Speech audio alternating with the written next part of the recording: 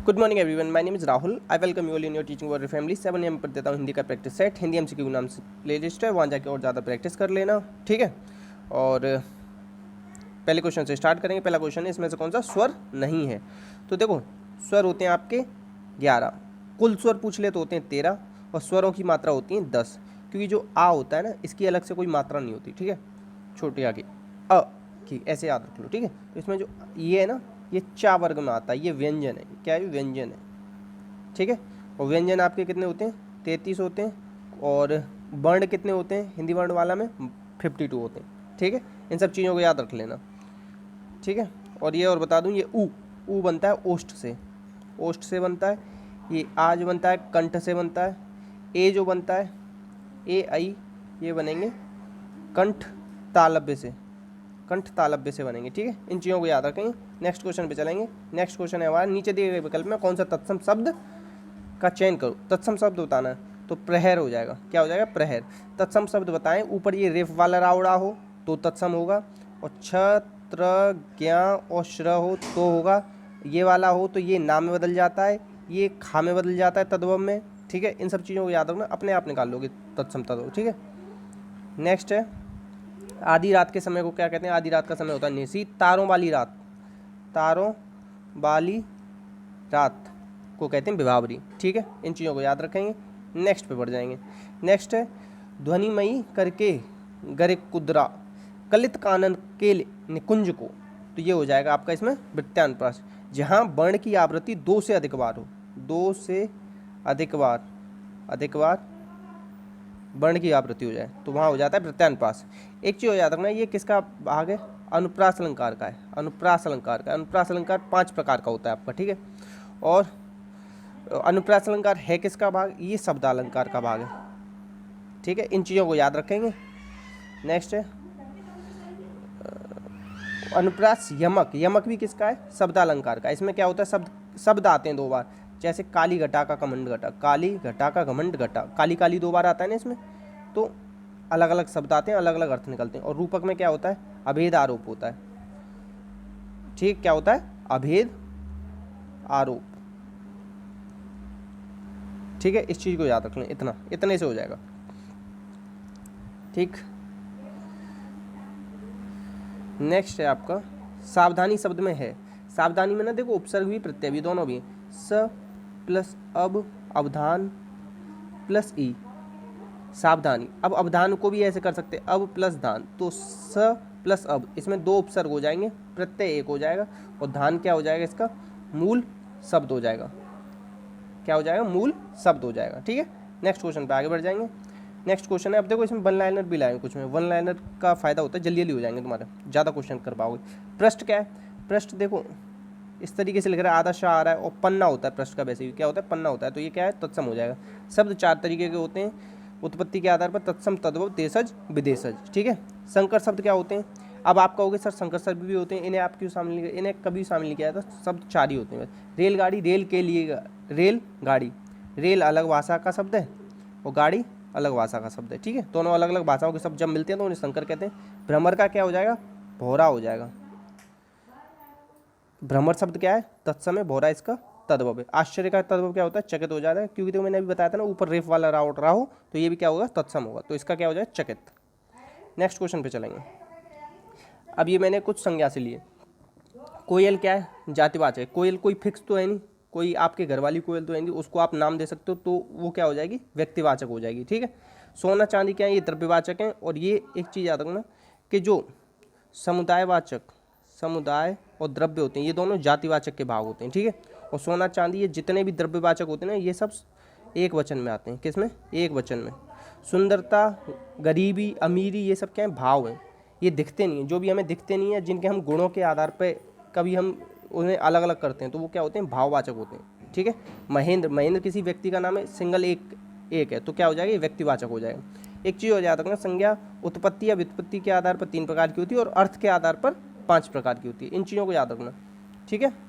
उत्पत्ति कहते हैं चाहे व्युत्पत्ति, 3 ही होती है। वो मैंने बहुत रिसर्च करी, जब पाया कि 3 ही होती है, और अर्थ के आधार पर 5 होती है। इसके इस तरीके से क्वेश्चन बनेगा, तब आपको नंबर पूरे मिलेंगे इस पर, ठीक है। नेक्स्ट क्वेश्चन की बात करें, गंगा हिमालय से निकलती है। देखो कारक होते हैं आपके 8, उनमें से ये दे रखे हैं, कारक वाला चैप्टर लिया है मैंने। और आपके जो तत्पुरुष समास में यूज करते हैं वो 6 करते हैं, ठीक है।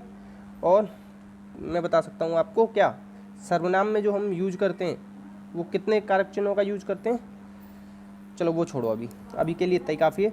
हिमालय से गंगा निकलती है, मतलब अलग, जहाँ अलगाव का भाग हो। अपादान में क्या होता है, अलगाव होता है, क्या होता है, अलगाव, तो वहाँ पे अपादान होता है। गंगा हिमालय से निकल रही, गंगा से हिमालय से गंगा निकलती है, तो अलग हो रही है ना, जहाँ अलगाव का भाग होगा वहाँ अपादान होगा।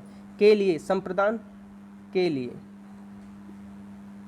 ठीक है। हे प्रभु मेरी इच्छा पूरी करो, हे प्रभु संबोधन कर रहे हैं ना, क्या कर रहे हैं, संबोधन।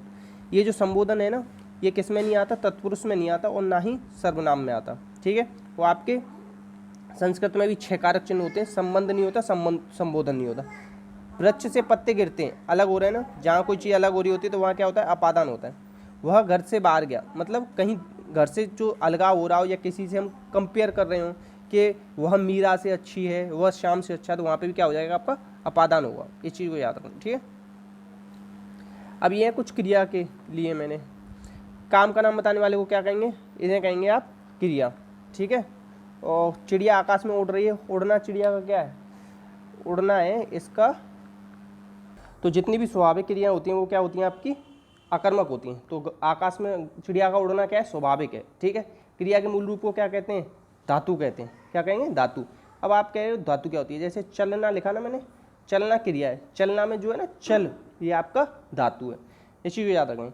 जिस क्रिया के कार्य का फल कर्ता को छोड़कर कर्म पर पड़ता है, जहाँ किस पर पड़ रहा है, कर्म पर, तो कर्म पर पड़ेगा तो वो क्या हो जाएगी, सकर्मक, सकर्मक। और कर्ता पे पढ़ने लग जाए तो क्या हो जाएगा, अकर्मक, ठीक है। इस चीज़ को याद रखें। लिखना क्या है, कुछ तो लिख रहा होगा तो ये क्या हो जाएगी, सकर्मक हो जाएगी।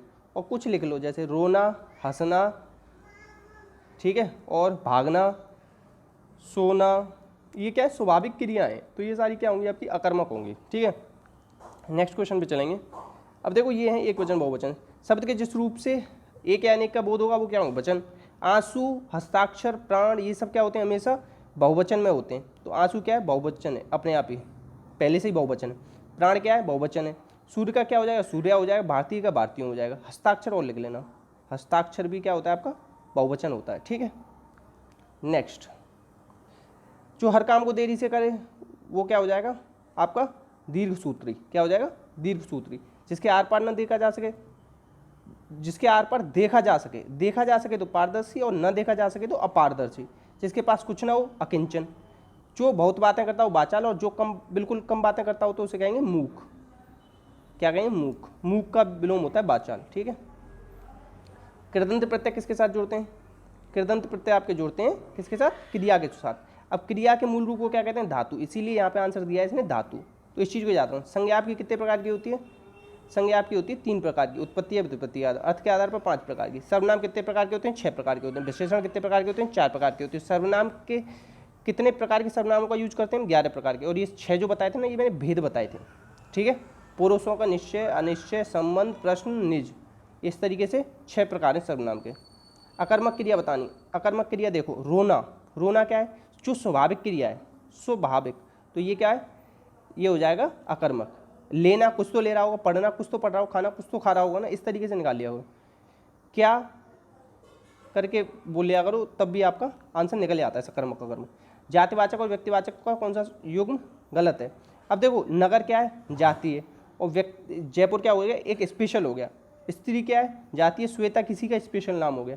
पर्वत क्या है, जाति है, हिमालय फिक्स हो गया। कुत्ता, पिल्ला, ये नहीं है, क्या नहीं है, ये आपके व्यक्तिवाचक नहीं। पिल्ला व्यक्ति का नाम थोड़ी ना, जो एक स्पेशल एक हो, जो केवल क्या हो, एक हो, वो होता है आपका व्यक्तिवाचक।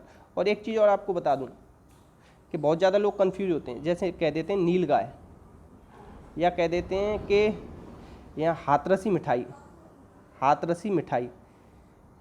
तो ये बहुत सारे लोग कह देते हैं कि जब किसी के ना और मतलब कि जैसे गायों के अंदर नील गाय कह दी, तो वो लोग सोचते हैं कि ये अब क्या हो गया, व्यक्तिवाचक हो, मगर ये व्यक्तिवाचक नहीं होती, ये फिर भी जातिवाचक रहते हैं। अब आप बहुत सारे लोग कंफ्यूज हो चुके होंगे कि आप लोगों ने तो हमेशा से ही क्या पढ़ा है, व्यक्तिवाचक पढ़ा है। तो इस चीज़ को ना आराम से बैठ के खूब सारी किताबों में खोजना, तब भी आपको क्या मिलेगा, ये जातिवाचक होते हैं। हाथरसी मिठाई कह दिया, और ये कह देते हैं जैसे बजाज का फ़ैन हो गया, क्या हो गया, बजाज का फ़ैन। तो ये सब क्या है, ये सारे जितने हो जाएंगे जातिवाचक हो जाएंगे। ठीक है, इन चीज़ों को याद रखना। अब यहाँ पे कन्फ्यूज हो सकते हो, मैंने पहले ही बता दिया आपको, मगर ये जातिवाचक ही हैं। और बाकी आपको देखना है ना, कुछ जो प्रमाणिक ग्रंथ हों उनमें देखना। मैंने भी बहुत सारा रिसर्च किया, कल मैंने पढ़ा इसके ऊपर बहुत सारा, तब मेरे को पता पड़ा कि ये नीलगाय वगैरह भी किस में आएंगी, जातिवाचक में आएंगे। बाकी सकर्मक क्रिया कौन सी है इसमें? जो मुस्कुराना है, ये क्या मुस्कुरा रहा है? कुछ नहीं, ये तो मुस्कुराना, रूठना, दौड़ना, ये तो स्वाभाविक क्रिया है। पीना, कुछ तो पी रहा होगा ना, तो ये हो जाएगा सकर्मक। वीर का हो जाएगा वीरांगना। क्या हो जाएगा? वीरांगना। ठीक है, इसी के साथ ये प्रैक्टिस समाप्त हुआ। अच्छा लगा हो तो लाइक कर देना, और वो अगर जातिवाचक वाले में और व्यक्तिवाचक वाले में कन्फ्यूजन हो तो वो कमेंट में पूछ लेना, बाकी मैं वहाँ जाके एक्सप्लेनेशन दे दूँगा आपको। और बाकी एक क्वेश्चन और सुन लो, कल मैंने बताया था उर्दू के 20 उपसर्ग होते हैं, तो उर्दू के होते हैं आपके 18 उपसर्ग। मगर एक चीज़ और साथ में बता दूं, ये क्वेश्चन आपका कभी भी नहीं बनेगा। कल मैंने इस पर भी रिसर्च किया, तो कहीं पर 18 दे रहा है, कहीं 20 दे रहा है, कहीं 17 दे रहा है, तो इसके फिक्स नहीं। तो हमेशा जो उपसर्ग पूछे जाते हैं ना, तो वो संस्कृत के पूछे जाते हैं, और जो 22 होते हैं, इसे केवल एक क्वेश्चन बताया करूँगा आज से मैं, तो इसे याद कर लेना, संस्कृत के 22 होते हैं। बाकी ये सब कोई ज़रूरी नहीं, ये पूछा नहीं जाएगा। इसका सीधा क्या दिया जाएगा कि खुशबू में कौन सा उपसर्ग है, इस तरीके से दिया जाएगा। ठीक है, तो उर्दू के सीधे उपसर्ग पूछे जा सकते हैं कि निकालने को दे देगा कौन सा उपसर्ग इसमें उर्दू का उपसर्ग है। तो इस तरीके से इसे याद रख लेना। बाकी लाइक कर देना, दोस्तों में शेयर कर देना, और कोई कन्फ्यूजन हो तो प्लीज़ पूछ जरूर लेना कमेंट बॉक्स में। इसी के साथ धन्यवाद। जय हिंद, जय भारत।